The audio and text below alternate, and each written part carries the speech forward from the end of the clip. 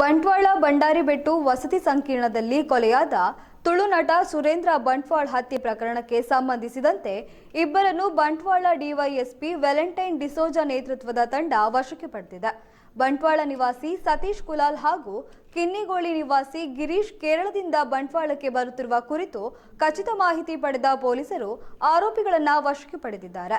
ಸುರೇಂದ್ರ ಬಂಟ್ವಾಳ ಅವರ ಸ್ನೇಹಿತ ಎನ್ನಲಾದ ಸತೀಶ್ ಧ್ವನಿಯಲ್ಲಿರುವ ಆಡಿಯೋವೊಂದು ಇತ್ತೀಚೆಗೆ ಸಾಮಾಜಿಕ ಜಾಲತಾಣಗಳಲ್ಲಿ ವೈರಲ್ ಆಗ್ತಿದ್ದು, ಈ ಕುರಿತು ಪೊಲೀಸರು ತನಿಖೆ ನಡೆಸುತ್ತಿದ್ದಾರೆ.